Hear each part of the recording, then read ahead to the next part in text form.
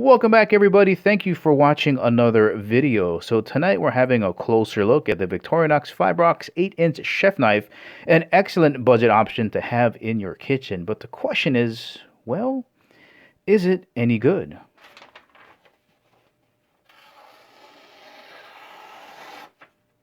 I think so. Let's have a closer look.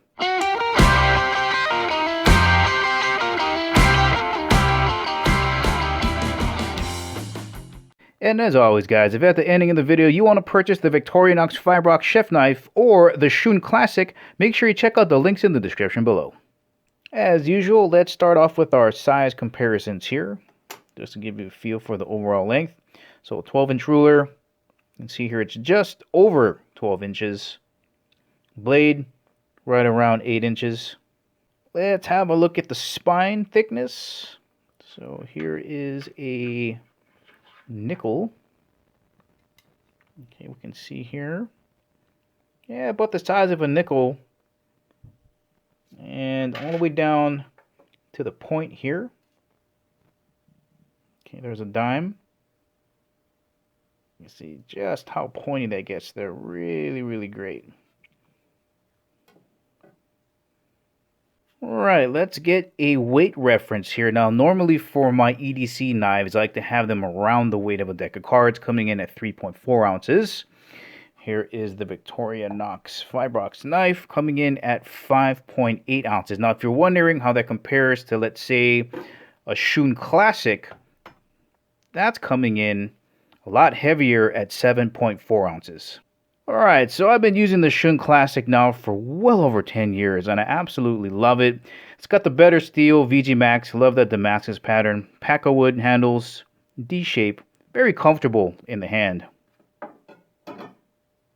However, when I got a hold of this bad boy right here, it's life-changing. This is like my lightsaber in the kitchen. Now, we already saw that it's lighter in weight, combined with this very ergonomic handle.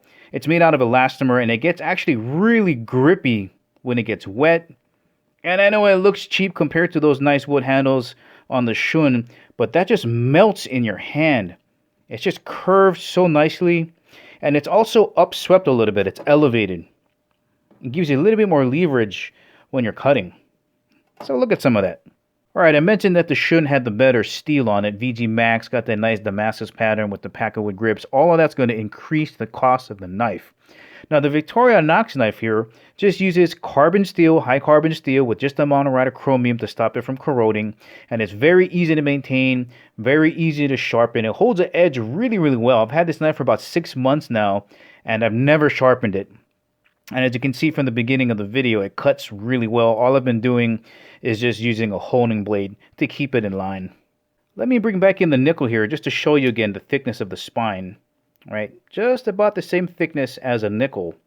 And that's important because this isn't one of those cheaper knives that you get from Walmart that when you stick it in something and you try to cut, the blade is going to wobble around or bend on you. If you look at how thick it is here and how thin it gets up to that point, that's the sign of a high quality blade. Now, these are stamped and not forged, but still very high quality. And just as a quick example, let's take this apple down. Okay. No problems there. Alright, so this is just under a pound of ahi tuna here. So let me just kind of cut that off, put that to the side, and see if I can get a good good Cuban in here. Oh yeah, it's just so nice.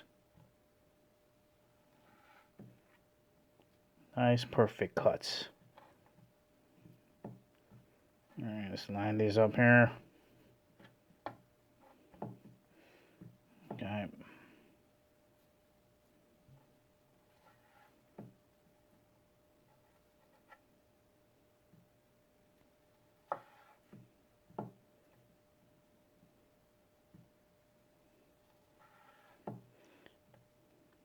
Well, you get the point.